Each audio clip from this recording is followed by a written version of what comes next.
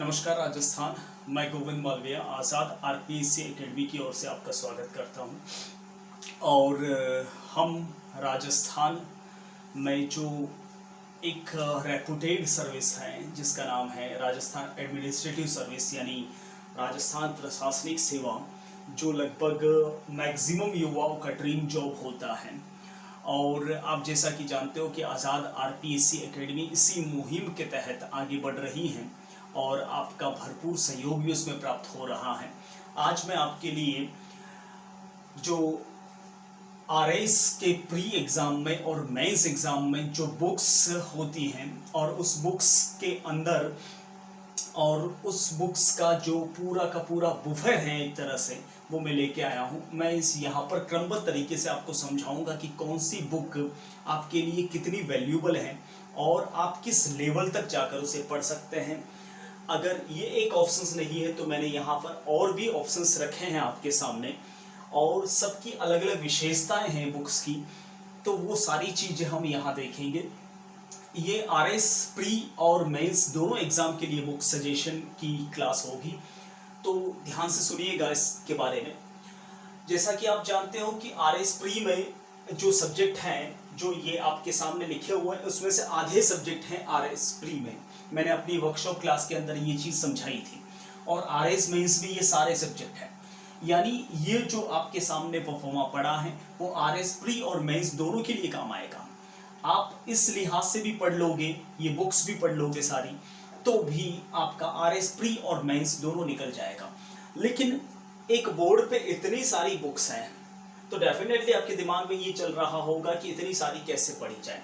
इतनी सारी नहीं पढ़नी है, मैंने यहाँ पर अल्टरनेट ऑप्शंस रखे हैं आपके सामने। जैसा कि फर्स्ट पेपर जिसमें इतिहास होता है, जिसमें राजस्थान के इतिहास में आप 9वीं से 12वीं तक की आरबीएससी की बुक्स ले सकते हैं।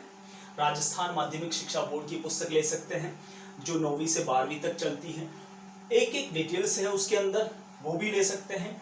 और डॉक्टर गोपीनाथ शर्मा भी ले सकते हैं। गोपीनाथ शर्मा का आर्ट एंड कल्चर भी है, वो भी ले सकते हैं। लेकिन मेरी तरफ से best book art and culture के लिए जो सजेस्ट कर रहा हूँ वो जयसिंह नीरज की है, जो सबसे बेस्ट है। अगर वो आपके पास में अवेलेबल नहीं हो तो गोपीनाथ शर्मा भी ले सकते हैं। यानी गोपीनाथ शर्मा लेने की वजह से आपका राजस्थान का इतिहास और राजस्थान की कला एवं संस्कृति दोनों क्लियर हो सकती है। ठीक है, बस ये है कि आप कितना डीप पढ़ सकते हैं। अगर आप डीप पढ़ना चाहते हैं तो 9th to 12th आरबीएससी लीजिए और जयसिंह नीरज लीजिए। और आप थोड़ा सा दूसरे सब्जेक्ट में अच्छे कंफर्टेबल हैं, मतलब आपका इतिहास में इतनी कमांड नहीं है, तो आप गोपीनाथ शर्मा ले सकते हैं जो आपका art and culture and history दोनों क्लियर करवा सकता है। ठीक है, अब आते हैं भारत के इतिहास पर। भारत के इतिहास में प्राचीन और मध्य भारत दोनों का वेटेज बराबर है और आधुनिक भारत का वेटेज ज्यादा है। यानी एक पलड़े में अगर आधुनिक भारत को रखा जाए और दूसरे पलड़े में मध्य और प्राचीन भारत दोनों को रखा जाए तो आरएस मेंस के अंदर आधुनिक भारत का वेटेज ज्यादा है, इसलिए प्राचीन और मध्य भारत को मैं साथ में ही लिखा है। इसके लिए आप अगर ज्यादा डीप जाना चाहें तो केसी श्रीवास्तव ले सकते हैं, इम्तियाज अहमद ले सकते हैं। और अगर आप इतिहास में इतनी रुचि नहीं है, दूसरे सब्जेक्ट पे आपकी अगर कमांड है, तो आप एनसीईआरटी भी ले सकते हैं। ऐसी मैं बात क्यों कर रहा हूं, उसके पीछे एक वजह है।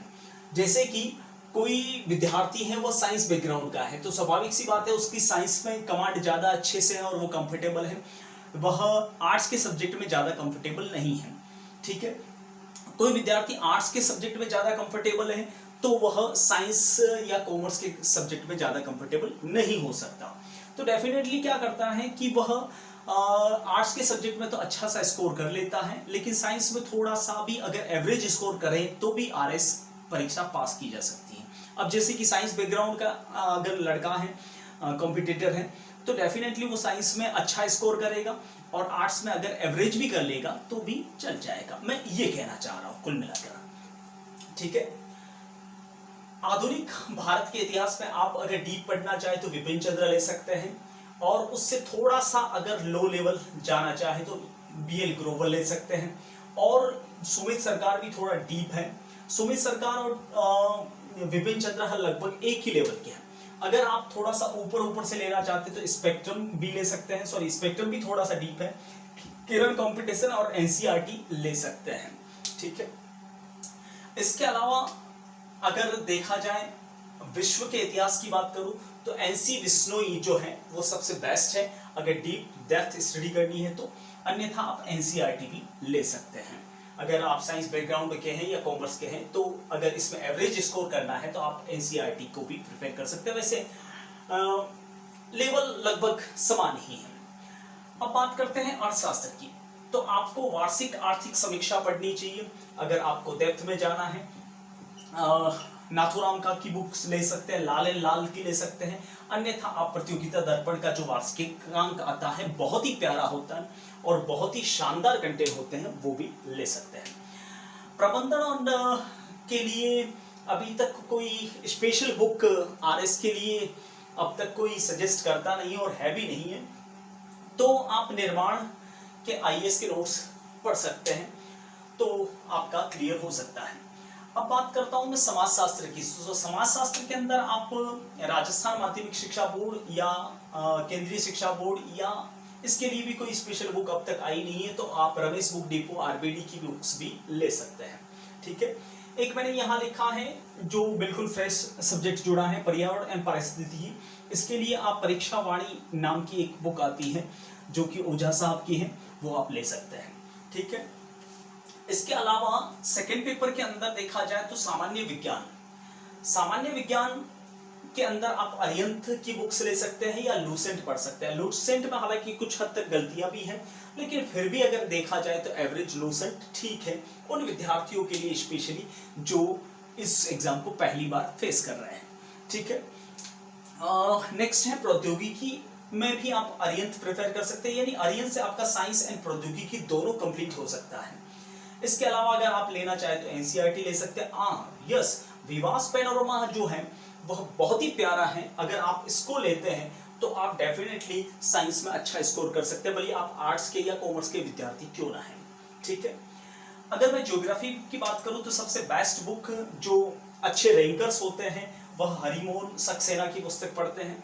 अगर और डेप्थ में जाना चाहे तो एलआर भल्ला जो है वह भी काफी डेप्थ में है, लेकिन इसके जो आंकड़े हैं वो थोड़े से पुराने मुझे लगते हैं। लेकिन एक बात ध्यान रखना, ज्योग्राफी पढ़ते समय आपको एटलस साथ में रखना ही होगा और एटलस के लिए आप ऑक्सफोर्ड का एटलस ही प्रेफर करें तो मेरे ख्याल से बेटर है। राजकुमार बणवाल की पुस्तक भी ले सकते हैं आप ज्योग्राफी पढ़ने के लिए। थर्ड पेपर में मैं बात करूं तो पॉलिटिकल साइंस के लिए आप एम लक्ष्मीकांत या ब्रजकिशोर शर्मा ले सकते हैं, या अगर बहुत ही डेप्थ पढ़ना चाहते हैं तो डीडी बासु भी ले सकते हैं।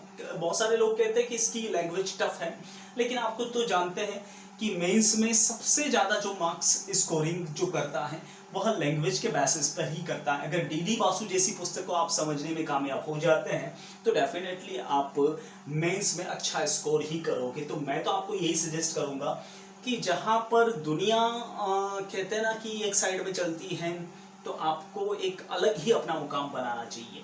अन्यथा आप सुभाष कश्यप भी ले सकते हैं, अच्छे लेवल वाली बुक है डीडी बासु के कंपेयर में। आप अगर करंट अफेयर समसामयिक मुद्दों को लेना चाहते हैं, अगर राजस्थान के समसामयिक मुद्दों को देखना चाहते हैं तो आप क्रोनोलॉजी ले सकते हैं, मूवल ले सकते हैं, राजस्थान पत्रिका पढ़ सकते हैं, रेगुलर दैनिक भास्कर पढ़ सकते हैं। लेकिन दैनिक भास्कर से ज्यादा मैं प्रेफरेंस दूंगा राजस्थान पत्रिका को। और स्पेशली इसमें एक काम कीजिए, डेली न्यूज़पेपर पढ़ने की आदत डाल ही दीजिए। राजस्थान पत्रिका को फ्रंट पेज से शुरू मत कीजिए, बीच में से शुरू कीजिए और लेफ्ट साइड में जो आर्टिकल आता है वो आर्टिकल आप डेली पढ़ने की आदत डाल दीजिए। उस आर्टिकल से क्या होगा, आपकी लेखन शैली भी मजबूत होगी जो आरएस मेंस के लिए बहुत ही महत्वपूर्ण है। और लेखन शैली के अलावा आपका कोई भी मुद्दा नहीं छूटेगा, क्योंकि उसमें आर्टिकल वही छपता है जो एक दिन पहले की जो महत्वपूर्ण घटना हुई है, जिसका संबंध कहीं ना कहीं राजस्थान से या भारत से है या आपसे है, तभी उसमें वो आर्टिकल छपता है, ठीक है। इसके अलावा आप अखबार कैसे पढ़ना है मैं आपको बता दूंगा। अगर नेशनल लेवल के देखना चाहते हैं तो आप पीडीबी ले सकते हैं, प्रतियोगिता दर्पण, ठीक है। अभी हाल ही में आई सक्सीड आ रही थी, आई थिंक मार्केट में आ रही है नहीं आ रही है, क्योंकि मैंने पिछले काफी समय से आई सक्सीड नहीं देखी है, पीडी को टक्कर दे रही थी। अगर वो मिल जाए तो दी बेस्ट, अदरवाइज आप ईयर बुक ले सकते हैं और ईयर बुक मलयालमा मनोरमा लेंगे तो मेरे ख्याल से बेटर होगा। मलयालमा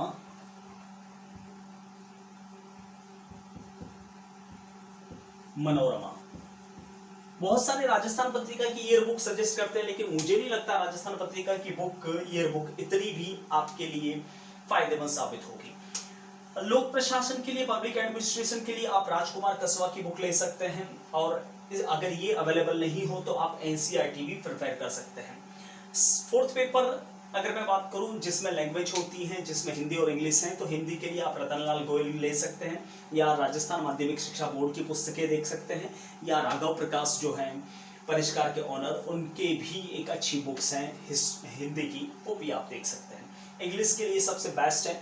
वैसे इंग्लिश और हिंदी तो आपकी रेगुलर कमांड पे ही होगी, इसको ये कोई पढ़ने वाले सब्जेक्ट नहीं, आपको रेगुलर उसके साथ में चलना ही होगा। बी के रस्तों की भी देख सकते हैं। तो ये था बुक्स का सजेशन जो आपके आरएस मेंस और प्री दोनों के लिए काफी उपयुक्त होगा। अब इसके अलावा मुझे नहीं लगता कि आपको कुछ और भी टटोलने की आवश्यकता पड़ेगी। ठीक है, ये सारा मैटर आपको आरएस प्री, मेंस और इंटरव्यू तक क्रैक करवा के छोड़ेगा। हाँ, इंटरव्यू से मुझे याद आया, इंटरव्यू देखिए आपका एक स्वयं मूल्यांकन होता है जिसमें आपको नॉलेज चेक नहीं किया जाता। डेफिनेटली बंदा अगर आरएस मेंस पास कर चुका है तो इसका मतलब साफ है कि उसके अंदर नॉलेज बहुत ज़्यादा है। तो डेफिनेटली वहाँ नॉलेज चेक नहीं किया जाता, आपकी जो पर्सनैलिटी है, आपके निर्णय लेने की जो क्षमता है, उसको टेस्ट किया जाता है। इसलिए इंटरव्यू के लिए कोई बुक सजेस्ट न तो करता है और न करनी चाहिए। आपको हेजिटेट होने की ज़रूरत नहीं है। आप अगर मेंस पास कर चुके हो तो इंटरव्यू में उस चीज़ को अच्छे से प्रेजेंट ही करना होता है, बाकी कुछ भी नहीं। ठीक है, तो फिर ये थी सारी बुक्स जिसका मैंने बुफेर लगाया था।